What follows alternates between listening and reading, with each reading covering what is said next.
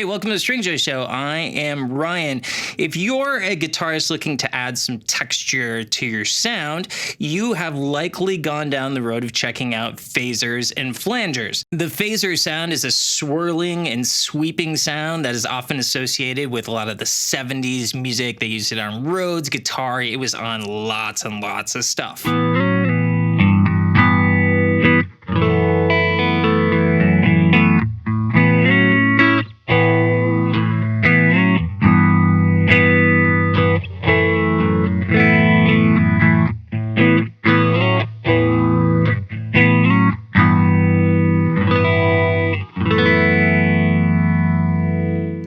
Flanger seems to be a more intense effect that you use to add movement to your sound.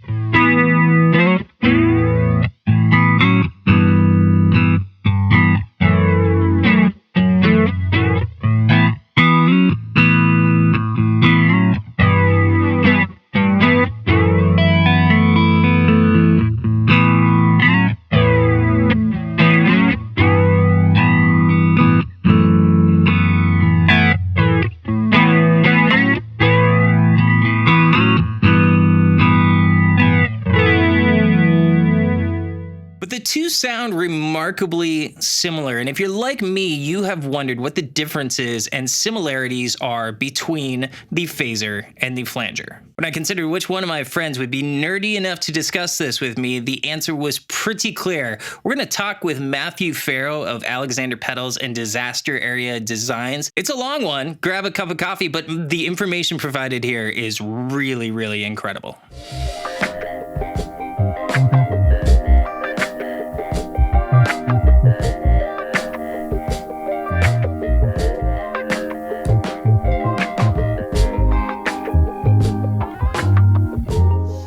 So the reason we are here is because I have been thinking a lot about phaser and flanger. I know they're both tape style effects. I sometimes mistake one for the other. And I want to know the technical details as to what makes them different and what makes them similar. Okay, so I've been thinking about this a lot. You asked me, I don't know, a couple of weeks ago, and I sat down and I was trying to formulate an explanation that wasn't overly technical and boring to normal people. They're similar more than they're different, right? So a phaser and a flanger both are effects that work by combining your signal with a slightly delayed version of the same signal. And they have a low frequency oscillator, LFO, that causes the delay time to change. And so the sweep you hear on a phaser or a flanger is caused by making the time delay or the frequency delay, the phase delay between those two copies of your signal move further apart from each other. So as the delay copy gets closer to your original signal, you hear the sound rising, and as it gets further away, you hear it falling. This is very much like if you've ever been on the street and someone honks their car horn as you're driving by, and you hear the car horn go, "Hurr," or you hear an ambulance going down the street, and as it passes you, it goes, the further away it gets, the pitch tends to go down. That's called the Doppler effect. It's the same way a Leslie speaker works. It's the same reason you get a pitch bend with chorus. It's all the same principle. Basically, yeah, in vibrato, it's all has to do with the position of the listener and the position of the sound source. And if they move closer together, the pitch rises. And as they move further apart, the pitch drops. So the phaser is, let's start with a flanger. The flanger was originally a studio effect. So it was created by recording something on a piece of tape, on tape machine, and then recording another copy of it on another tape machine and having them not be synchronized. In other words, they were not being played back at the same time. One was being played back slightly later than the other. And so this starts off, you can read about it in the Beatles book, automatic double tracking. It's a pretty well-established studio thing that starts in Les Paul probably did some of it. The Beatles were definitely doing it in the 60s. Martin and Emmerich were doing it in the 60s. It was pretty common. But you start to hear tape phasing or tape flanging in the 60s with things like the Small Faces, Itchy Park, Tony Curtis, The Big Hurt. I may have gotten that one wrong, but there's you hear this happening starting in the 60s and moving into the 70s. In the 70s, Eventide comes up with a thing called the instant phaser, and it's a way to get the studio flanging sound without having two tape machines. But they can't do it the same way, so they use a different technology, and that's when the two diverge. It's two approaches to getting the same sound, but they're different. It's kind of like the Filtertron and the Gibson PAF are both humbuckers, but they're different, right? They're both trying to solve the same problem, but they do it in different ways. So flanging is using a time-delayed copy of your original signal. So you have your signal, and you make a copy of it, and you move it. And you can do this in your DAW, literally just by copying a track and nudging it. Try it. Nudge it 5 milliseconds, and you'll hear it sounds hollow. Nudge it 10 milliseconds, and it starts to sound a little thicker. Nudge it 30, and it sounds almost like a slap, but more like doubled. But the butter zone of flanging is that sort of like 2 or 3 up to maybe 10 or 15 millisecond time delay when they're close. And what you're hearing there is you're hearing the two signals canceling out little pieces of each other. So it's called comb filtering. It's because it creates notches in frequency response that look like the teeth of a comb. And depending on various factors, but mainly how close together those two copies are, you get different peaks and valleys in the frequency response. You get different amounts of comb filtering.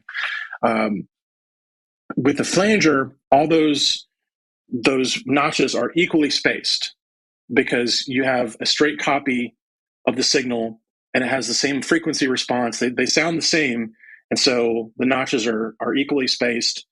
With a phaser, it's different. With a phaser, you're doing the time delay. Phasers don't do a time delay. They do a phase delay. They do a frequency delay. So it's like taking a copy of the signal and then adding in a filtered copy of it. And so the highs are different and the lows are different. With a phaser uses a thing called an all-pass filter. And so you've heard of a high-pass filter, which lets the highs pass, and a low-pass filter, which lets the lows pass. Well, an all-pass filter lets all pass. It lets everything through. But what it does is it changes the phase of what goes through it. So every filter has frequency response and a phase response. So depending on the way the filter is designed, you can optimize for frequency response, you can optimize for insertion loss, you can optimize for phase response. There's a bunch of different things. So an all-pass filter gives you basically what you put in is what you get out, except it's shifted in phase by a certain amount. And the highs will be shifted 180 and the lows will be shifted 0. And in the middle, the 90-degree mark, that's the kind of the center frequency of the filter. The way that a studio phaser or a phase 90 or a small stone or anything works is it takes that middle frequency of the all-pass filters and it moves it around. And so sometimes your highs are coming in later and sometimes your lows are coming in earlier, and you're getting a delayed copy, but it's not delayed in the time domain, it's delayed in the frequency domain. This is some engineering stuff here, but basically the main difference in the way they sound is a phaser notch. The notches in the frequency spectrum are bunched up, and so you get more notches close together at the highs or at the lows depending on where the all-pass filters are tuned. And so it sounds different because the notches are in different places. At the end of the day, we have two approaches to solve the same problem. How to put a bunch of notches in the frequency response, and they approach it in two different ways. One uses a time delay, and one uses a frequency delay. And the result is one has even notches and one has bunched up notches. They sound similar. Depending on how they're done, you could definitely mistake one for the other. I always think that a phaser sounds warmer because it doesn't have the same amount of high frequency response. And a flanger typically sounds colder because it has more bright high harmonics. You can kind of use one for the other if you want. Typically, you'll find phasers with fewer controls. This is because the legacy of the phaser comes from MXR and their Phase 90 pedal, which was far and away the best-selling modulation thing happening until probably the CD2. And even after that, it's always been a great seller. And so the perception from players is that a phase pedal should be orange and have one knob. And even MXR has a hard time selling phase shifters that aren't orange and have more than one knob. It's tough, just because everyone expects a phaser to be a one knob orange thing, right? Flangers have a little more leeway because so the technology to make a flanger is actually quite a bit more advanced than the technology to make a phaser. With a phaser, you need some transistors or op amps, some resistors, some capacitors, and then some variable voltage method thing. You can do it with photocells like a Univibe or Neutron like a biphase. You can do it with FETs, field effect transistors. This is like Phase 90, a bunch of MXR type phasers. Those are a little more crunchy sounding. You can do it with operational transconductance amplifiers, OTAs. This is the Boss like PH2 and Small Stone is probably the biggest one that uses those. And then there's other like slightly more exotic things like switch capacitors, like the Eventide instant phaser we talked about. Flangers, you need a bucket brigade device or some kind of delay line. You need a short, like a lot of people use like an MN, a 3205, a short time delay, like a 512 bucket delay, right? You don't need a long one like you do with a delay pedal. In fact, it hurts you. You want something short, like 256 or 512 buckets is a good sweet spot for a flanger. But you need to have a clock source that can deal with that. You need to have a way to move the clock source around to sweep the frequencies, to sweep the delay times. So you don't see flangers anywhere until later in the 70s when bucket brigade devices became available, which is why MXR doesn't have a flange 90 in 1974. The technology was too expensive. MXR doesn't have a flanger until the gray MXR flanger, the Van Halen MXR flanger, until that's what, 79 or 80, when bucket brigades become affordable to design products around. Even then, they were expensive. The MXR flanger was a pretty expensive pedal. It's the larger enclosure with the separate power, the built-in transformer power supply. But flangers don't have the same kind of legacy of we have one knob as phasers do, because there wasn't that kind of built in. It's like, let's put some knobs on the thing. So flangers typically will have 3 or 4 knobs. They'll have a rate, they'll have a depth, which is the amount of movement that the LFO is allowed to give you. They'll often have a manual knob, which sets the kind of the lower end of where the sweep happens. And then they'll have a feedback control, which sharpens or intensifies. Basically, it makes the notches, the notches deeper. And you're just taking some of the flange signal out and you're feeding it back into the input. And that sometimes it's called resonance, feedback, emphasis, right? You'll see this, and it makes the flange sound more jet planey, right? Because you're making the notches deeper. Phasers typically don't have that. The one exception you'll see is you'll see it called like a block script mod, right? The block and script phasers are basically the same, but the block sometimes, excuse me, the block has a bit of feedback. Okay. So a bit of emphasis, yeah. The Phase 100 has a knob that actually does some feedback. So that second knob, depending on the year, sometimes it's a knob and sometimes it's like a 4-way switch. Mm-hmm. That knob will get you emphasis. The Ross phaser is just a straight copy of the Phase 90, but it has a second knob for feedback. And so sometimes you'll see that. So sometimes that's the other like allowable knob on a phaser. I like phasers to have lots of controls because I like to tune the part of the suite that I'm listening to.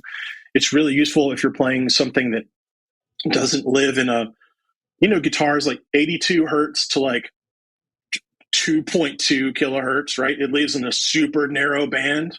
Like your guitar speaker only goes to 6K and your low E is 82 hertz. So that's all you got. When you're playing a bass, you've got a whole decade below that. You've got all the way down to 41. And then up top, depending on if you're a modern typewriter bass guy, pick bass guy, like you play with dark glass pedals, you have a lot of high harmonics. It might go up to, 8 or 10 kilohertz for the sizzle, right? Playing phaser through bass, I really like to have some more control. Sure. And I think flanger is easier to get a good sound on bass because you have got a much wider range of things to work with. Phaser on bass, I think, is more challenging because it doesn't have the super highs, and sometimes it doesn't have the super lows. And a lot of phasers, especially the FET-based ones, the Phase 90s, get very crunchy with loud, low signals. The Phase 90 is not my favorite on bass because it gets overloaded pretty. The Smallstone works better, or the Boss PH2, the green one. So it just depends on what you're going for. What is how do the stages of a phaser affect it? Okay, so a Phase 90 is a 4-stage phaser. Oh, it is. And so is a Univibe, but they're different in a really key area. The Phase 90 has 4 phase stages that are all tuned the same as each other. So what that gets you is for every 2 stages of phasing you get 1 notch. So each phase stage imparts basically, this is a lie for children. It's not quite right, but every 2 stages of phasing gets you a 45-degree phase shift. It's not quite right. It depends on the frequency that you're feeding into it and how the filter's tuned. But if we go with that, for every 2 stages, the important thing is you get 1 notch. So a wah pedal is basically a low-pass filter, but it sounds a little bit like a bandpass filter. And so when you move a wah pedal, you get 1 sort of peak in the frequency response that moves around. In a phaser, you get one notch that moves around. So it's kind of like a wah pedal, because what you're hearing is the bass side of the notch. A lot of times the high side's a little bit out of the range, but a Phase 45, right? The smaller, the cheaper Phase 45 sounds more like a wah pedal moving around because it only has 1 notch. A Phase 90 sounds more phasery because it has 2 notches that move around. And then the Univibe has 4 phase stages, and none of them are tuned the same as each other. They're not, the capacitors that are in the filters are all different. I think they were trying to simulate the idea of a Leslie speaker where you have a horn and a drum so that they're apart from each other. But really, it makes it sound less phasery. That's all it does. The Univibe doesn't sound particularly phasery. It doesn't have defined notches. It doesn't have any feedback to sharpen the notches. It sounds more tremolo-y, if that makes sense. You hear some swooshing around in the top end, and the low end is more throbby, right? It just sounds like it's getting louder and quieter, not like it's doing any kind of pitch bending or swooshing or anything like that. The more phase stages you have, the more notches you have, and then the more regeneration you have, the more feedback you have, the sharper the notches get, the deeper they get in the frequency response, the more you can hear them. So something like a Mutron, like a biphase, or even the smaller, like the Phaser 3, whatever, those are 6-stage phasers, and they have a feedback control, so they can get very swooshy. The Boss PH2 has like does it have an 8 and a 12 stage, I think, or 6 and 10? I think it's 6 and 10. The Moog, the Mooger Fugger, the big wood side guy, is a 12-stage phaser. That's a lot, and it sounds great, but it doesn't sound particularly guitar-y. Doesn't, like, we really associate guitar phasing with 4-stage FET based. It's a phase 90. Everyone just wants a phase 90, right? As much as I would like to say, let's move away from that and not do it anymore, it has such a thing. It has such a sound. Like, go and listen to a Thin Lizzy record. If you hear any modulation on a Thin Lizzy record, it's just a phase 90. And it sounds fantastic.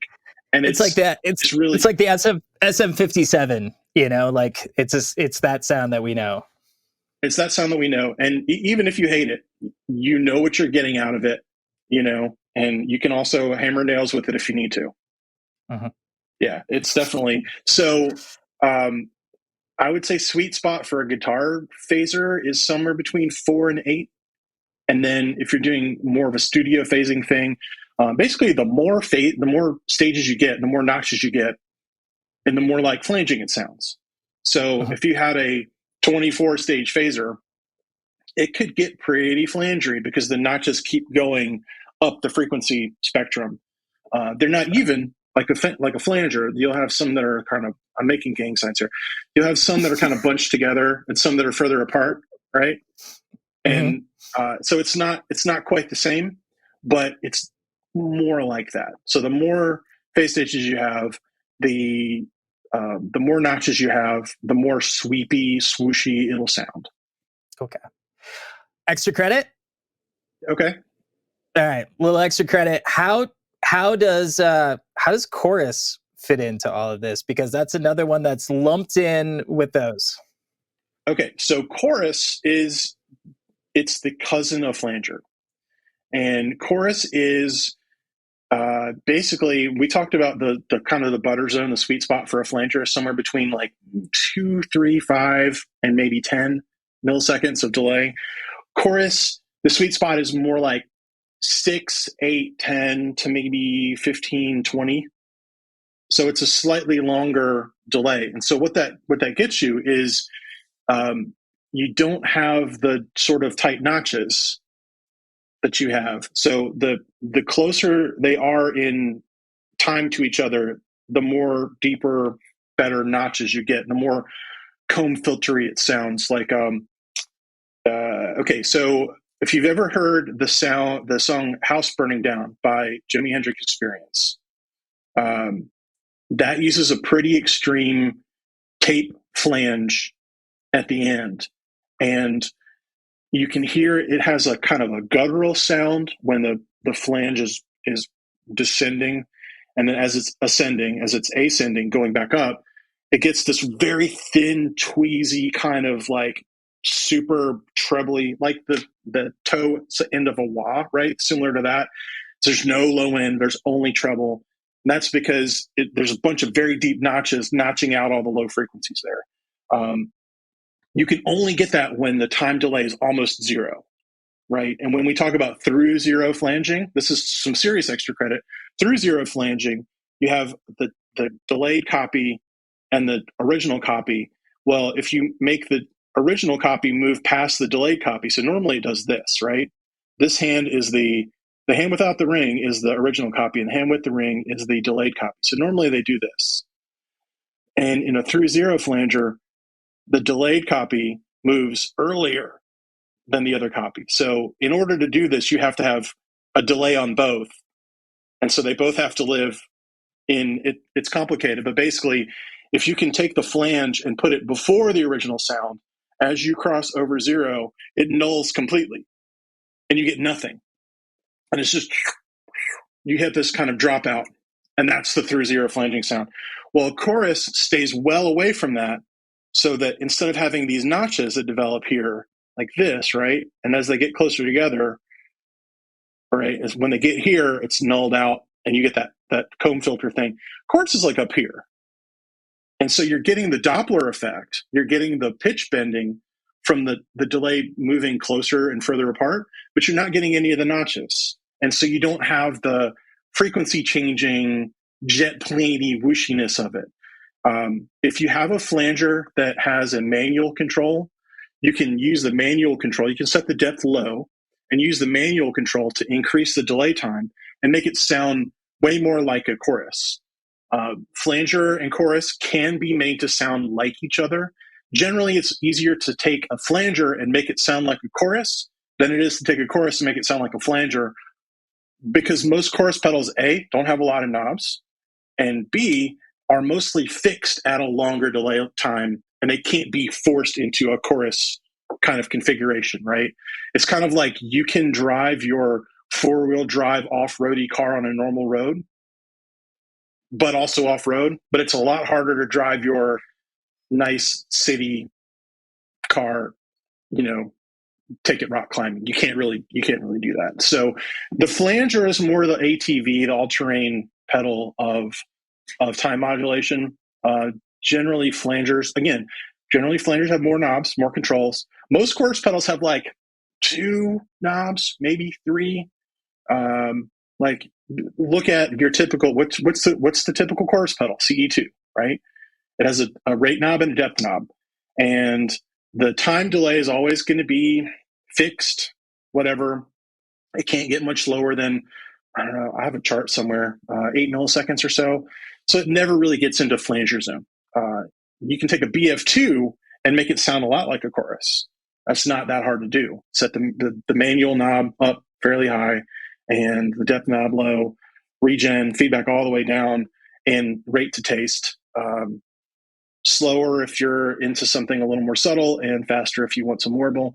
But you can't really go, it's harder to go the other way. Not impossible, but harder to go the other way. You can also make a phaser do a vibrato sound, because what you hear with that is the Doppler effect of the 2 time delayed copies moving. And the way that you do that is you get rid of the dry signal. So you're only hearing the copy moving. And this is how magnetone amps work. Magnetone amps have basically all pass filters implemented with tubes, and they use a thing called a varistor, which is a voltage variable resistor. Basically, it's a component made of silicon carbide. It's a very early semiconductor, like a diode, kind of. And as you vary the voltage across them, they change resistance. They're weird. Quantum. It's quantum. That's some real extra credit. So a dude named Don Bonham, no relation to the famous drummer, had a patent on creating a vibrato effect using the patent's not on using varistors. The patent's on using the technology itself. Just what we call the preferred embodiment of the invention was using these varistors. Later, he used the same patented idea with photocells. You'll see this in Audio Guild made amps, like they OEM'd amps for a bunch of accordion companies. You'll see them like Unique, Laub, Titano in the later 60s and early 70s when he left Magna, SD, after SD bought them. So the magnetone is also a phaser. It just doesn't have any dry signal, so it can't sound phasery. Yeah, it's great.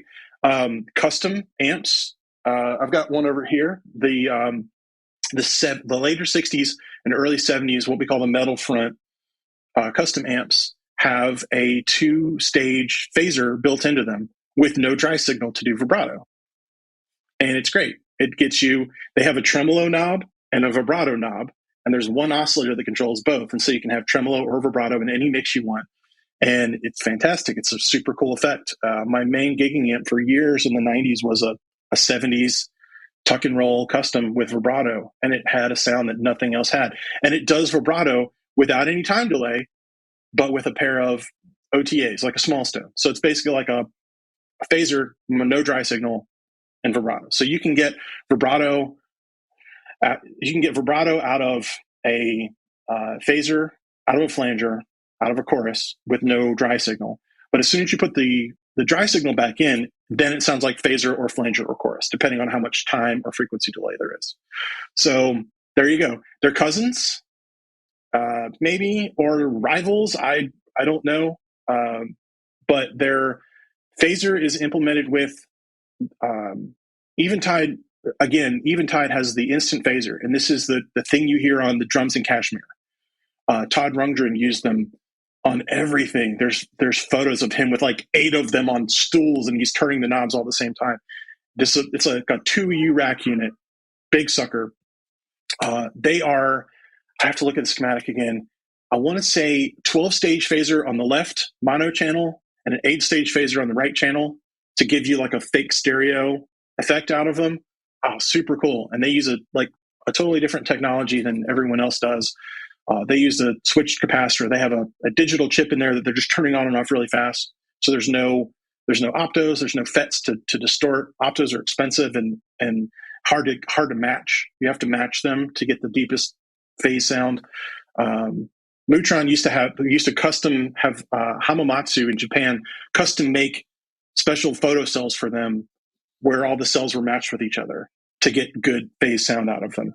And so you can't get those now. So what do? They buy the cheap, crappy ones like everyone else does, and then they just put them on a light and they match the ones for light and dark resistance, and that's all you can do because nobody's going to pay anybody to make special photocells for them anymore. So again, and like photocells all have cadmium in them, so you have EU import regulations, and there's a whole bunch of stuff that it's wild how the technology has changed. Now it's super easy to do either one of them in the digital domain because delaying a copy of something, you can do it in your DAW for nothing, right? You don't even need a plugin.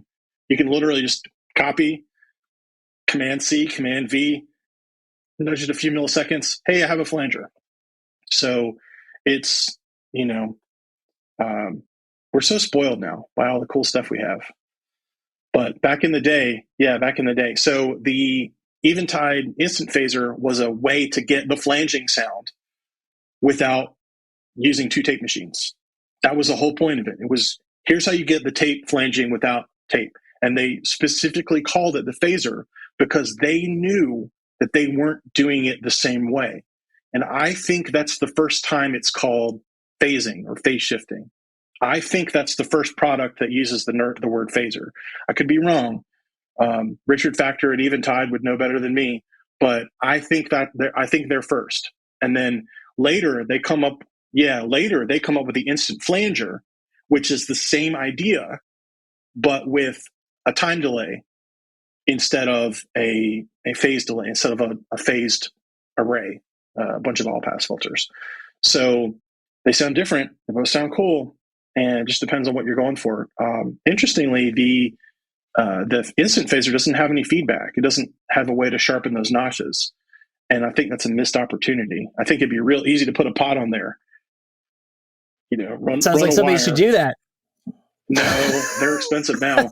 But it's easy now. There's a plugin that you can get right from Eventide that sounds great. And if you really want to, hear how it was done back in the day, that's the way to go.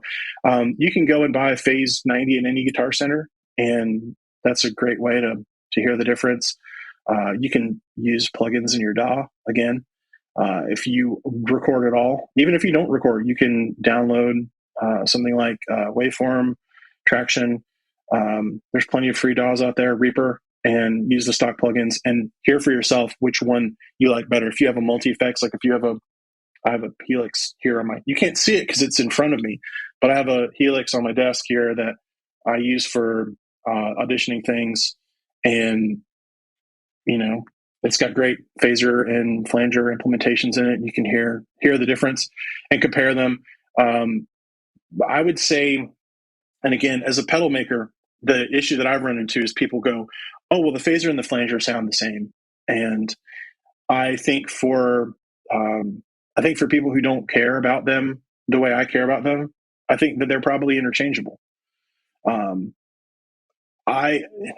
I tend to think of phaser as more of a 70s thing and flanger is more of an 80s thing. Van Halen famously has used both. So Phase 90 on Eruption and the flanger on a bunch of other stuff. See, I always think when I think phase, I think Eddie, and when I think flange, I think Brian May. Like that's kind of May's doing tape flanging because that's what they had, and it wasn't like a huge departure. It's like we already have a tape machine. Let's just make a copy and move it, right? Phasing is a way to get that sound without the tape machine. But if you already have the tape machine, why buy another box, right? So one of the big uses of the Eventide was doing it live. How do you do that live, right?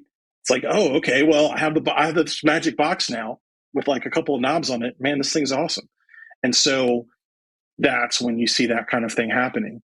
But uh, I feel like you hear a lot of phase in the 70s. You hear it on a ton of Isley Brothers records. You hear it. You hear it on a ton of Thin Lizzy records. You hear it on, loads of things where the phaser's like the only pedal we have. And when pedals start to first jump off in the late 70s, that's early days, very early days. Flanger doesn't really start happening. The Boss, the BF1, I think is the first pedal flanger. Maybe the Tycho Brahe, the pedal. It's called the pedal flanger. But I don't know how widespread that was. I don't think that many people played them. I don't think it was a big thing. ADA had a really good flanger in the late 70s. Yeah, I've had several of them. Funny story. One of the things that I was trying to do with the Syntax Error, the original one, was there's a sound on a Dio song. And it's a Dio song. It's a later Dio song. Probably, if you're a casual fan, you probably don't own a copy of Strange Highways. but Tracy G, the guitar player, does this weird effects thing, and I'm like, I want to do that. And so I made a pedal to do that sound. And then when I talked to him later, I found out it's just an ADA flanger with all the knobs turned up all the way. I'm like, dang it. It's like I didn't have to build a thing to do it. I could have just gone and just bought it. So but in terms of, I think of, so the phaser becomes really popular in the 70s because it was all you could get, right? You could go to Manny's on 48th Street or, Sam Ash or whatever your local Don's Music City in Burlington, and you could buy a Phase 90, but you couldn't buy a flanger. In the 80s, when the Bucket Brigade stuff, again, when Japan starts to outcompete the pants off of everybody in the 80s, who makes all the Bucket Brigade devices? Panasonic. They're Japanese. The Redicon Bucket Brigades, every single one of them has a gun up to its head from the moment it was built. They're all doomed to die. Every Redicon Bucket Brigade device ever made is some journey down its road to perishing. All the SAD 1024s, the 512s, the 4096s, they'll all be dead one day. And that's just how it goes. But the Panasonic ones can be 40 years old and still work. So you still see, there's tons of BF2s out there. Like when I was coming up, you could get a BF2 for $40. And I don't know that that's true now, but I would say probably not a ton more than that. Somebody reverb this. BF2 used prices. BF2, 95 to somewhere between $60 and $200. It's not out of line. That's not a terrible price at all. So, but in the 80s, when the Japanese really start to come into their own from a manufacturing standpoint, and Japanese pedals flood the U.S. market, you have pedals made by dozens of firms. Hang on a second. Here's my first pedal. Here it is right here. This is my Tronix flanger. It's made by Coron. It has 3 knobs. It has rate, width, and feedback, and I bought it so I could play A Forest by The Cure. I went to my guitar lesson, and I was like, I want to play this song. My teacher's like, well, I can show you how to play it, but it's not going to sound right. It's like, why not? It's because you don't have a flanger. I said, well, I'll go buy a flanger. So I went and bought a flanger, and this is the flanger I bought. And it's missing. There's a screw that's supposed to hold the foot treadle on, and I lost it, and I don't know where it is, so I have to fix that. But it still works. It sounds pretty good, honestly. So your first effect pedal that you ever bought was a flanger. Is that what you're saying? Yep. That's amazing. That's so cool. Yeah, that's what I'm saying. Yep. And I love flanger. Flanger is one of my favorite effects of all time. I noticed you were wearing the F13 shirt. I am wearing my F13 shirt. Yep. But I also love phaser. I love anything that goes swirly, whoosh, whoosh. I love all that stuff because it adds animation to your sound in a way that you don't get with delay, right? Like with the delay, the repeats might sound a little different, than what you put into them, but not usually a lot different. And as a bass player, I really like a sound that evolves over time, a sound that changes over time, because as a bass player, we play the same thing over and over again. That's our job. We go bum bum bum bum bum bum bum bum bum bum. We play some riff, we play some figure, some lick, some pattern, and that's the point of being the bass player. Is you're part of the rhythm section. You're a drum, and having a phaser or a flanger or a chorus or something on your bass makes it so that instead of it going bum bum bum bum bum, it goes boom, boom, boom, boom, boom, boom, boom, boom, boom, boom, boom, boom, boom, boom. Your tone changes over time, and it gives you some animation, and it helps you sound not like a robot or not boring. Adds some excitement, right? Some danger. I think in the introduction to this interview, I talked about flangers providing movement, which is kind of what you're talking about with the animation. Absolutely, it does. It makes it feels like it's moving. Yeah, and with any effect, you can use too much of it. You can use it too often. You can use it in an unpleasant or boring or overuse it. Right? My gran used to say, "First time's funny, second time's not, third time's a spanking." And so I try to remember that. The first time you turn it on, people are like, "Wow." The second time they're like, "Oh," and the third time they're like, "Oh." So just remember that when you're turning your pedals on and off. I love turning pedals on and off. I love using them in parts of the song and not for the whole song. There's great examples of phaser on bass. The easiest one is "Dancing in the Moonlight" by Thin Lizzy. That's literally that's phaser, precision bass through a phase 90. Yep, it's a precision bass through a phase 90, and it doom doom doom doom. Doon, doon, doon, doon, doon, doon, doon, doon, doon. So got the finger snaps on the offbeats. There's little rests in the figure, so there's a spot for the snaps to happen, and it's a really cool lick. It's just a 1 flat 7 flat 6, just a very simple lick, and it sounds great. The melody in the song is great. It's got a great chorus. It's got a saxophone solo. It ticks all the boxes, right? It's got everything. It's got everything. It's got a line about getting chocolate on your pants. I mean, no one makes songs like that anymore. So that's a really easy one to point out to people. Who's That Lady by the Isley Brothers? It's fantastic. It's phaser, and I think that might be a Roland, like an AP7 jet phaser. Are you talking on the guitar part? Yeah. Who's That Lady? Yeah. Right. I think it's a Roland AP7. I think it is a jet phaser. I think it could be a separate, but the fuzz sounds very kind of bebop double beat, right? Kind of tweezy, and then there's a phaser on it, and it's definitely a phaser. It's that thing. There's phaser all over EVH stuff, and it's easy to spot because his guitar is always mixed so prominently, right? His name is on the record. So, of course, he's the loudest thing on the record, and as he should be. And so you hear it in obviously Eruption. It's You Really Got Me. I want to say it's got phaser on it. In the Cradle Will Rock is flanger on the guitar and the keyboard. There's like an electric piano part that sounds like a guitar, right? Famously. Have you seen Junior's Grades?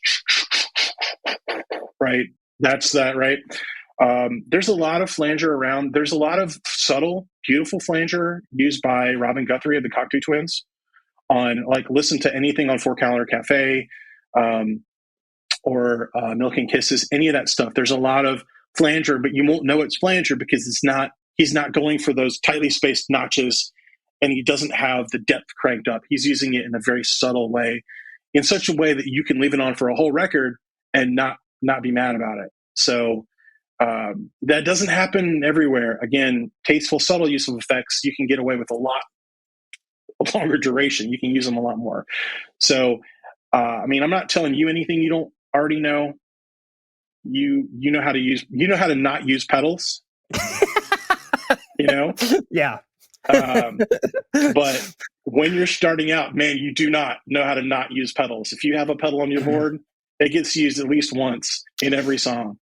Yeah, my band in high school, I had a Phase. I remember buying my first Phase 90, and boy, every single guitar solo, every single one I took. Oh man, I was just as bad.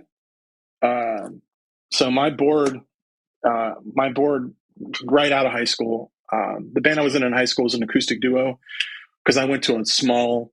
There were 500 people in my high school, and it was 500 nerds. I went to a school for smart math and science kids. What we did not have access to were garages and drum sets. Right, we had a drum set in the jazz band, in the band room, but you couldn't always get in there to play it, and you certainly couldn't always get in there and be loud. And we didn't always have time because we were busy being nerds and studying. Or playing Doom. We played a lot of Doom. It was the 90s. It was very important that we played Doom. And when I got out of high school, I spent a summer woodshedding in my dad's garage and had a board that I built in dad's garage with all my pedals and all my crap on it. And I had an HM2. I had a Univox Super Fuzz. I had my flanger. I had this beautiful thing. The Core Mix 10 integrated amplifier system with distortion, delay, and chorus on it. And oh man, no, and I don't know that they're rare, but they're not great. But the distortion sounds pretty cool on it, honestly. It's not bad. The delay is terrible. The chorus is very, very bad. But the distortion sounds pretty cool on it. And then I got a Boss OC2, and I used that a lot.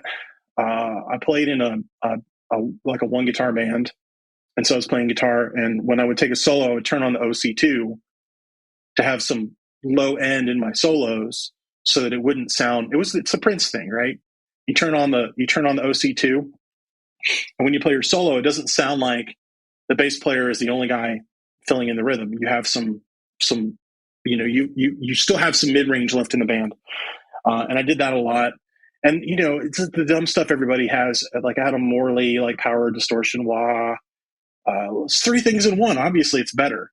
And yeah, obviously. And so I had all these pedals, and I used them all the time. And now my rig is a diamond compressor and a tuner. Yeah. Yeah. It's all growth. I've never turned the diamond compressor off. I don't even know if the foot switch works. but why would I turn it off? Right. It sounds better when it's on, so you leave it on. So learning how to not play your pedals is super important. But anyway, Phaser and Flanger, they're two different approaches to achieving the same result. But because they're different, they sound different. So if you again, flanging is first, and we did it with tape. Phasing comes next because we didn't necessarily want to be in the studio to do it. We wanted to do it live. We wanted to do it in a mobile. We wanted to do it somewhere where we didn't have access to two tape machines and a bunch of extra time to play with them, right? Which is why the Eventide is called the instant phaser. You can do it right now without worrying about getting another tape machine and all that. And then because the technology to make something like the instant phaser can be miniaturized, we get the Phase 90. You get the Phase 90, which along with the Distortion Plus and to a lesser extent the microamp, kicks off the Stompbox craze in the universe. And then once the Japanese guys start to master manufacturing, bring in stuff with a landed cost lower than like what we were, the dealer cost on a lot of the early Japanese pedals, the Boss pedals, was lower than the manufacturing cost of MXR. Like you could, like the dealer cost on like an OD1 was lower than what MXR were paying to build a Distortion Plus. I'm not kidding. And Keith Barr was like, I can't compete with that. I'm out. And so he left and he started Alesis. He's like, we'll figure out something else we can do. We'll go higher tech, right? And so that's why MXR kind of folds. And it's all in the Stompbox book by Art Thompson. It's a fantastic read. It's worth cover to cover at least once a year. And so you have these two approaches to solve the same problem. But once the Japanese guys come in, they can take advantage of the newer technology, which is miniaturizing the tape machine by having bucket brigade delays. We can't do everything the tape machine can do, but we can make a short time delay, which is one thing it can do. And so we can use that to make flangers, choruses, analog delays, DM2, obviously. The DM1 uses a different chip. It uses a CCD. It's not the same. It's not a bucket brigade, technically. And then the DM2 has the, depending on the year, might have a 3208 or a 3000. Anyway, one of several bucket brigade devices. So you have this kind of trifecta of Boss pedals, BF2, DM2, CE2, and they're the short, medium, and long time delay trifecta of early effects pedals. And then, because Boss doesn't want to leave a category unturned, the first three Boss pedals are SP1 Spectrum, which no one cares about because it's not that great. The OD1, which is pretty good. And to my knowledge, the first thing, Josh Scott he'll fill this in. I think it's the first thing that was ever called Overdrive. I think it's the first thing that was marketed with the name Overdrive, I think. And then the PH1, which is an four-stage optical phaser. The PH1R comes out a couple years later. Same pedal, but with a third, tiny knob in the middle for feedback to make it sharper. And then, BF2 comes out in 83, 84. I have to look and see, but Boss doesn't like to leave a category unturned. So, it works out. Dude, this is more information than I thought I was going to get out of this interview. Oh, so I could talk about this stuff for days.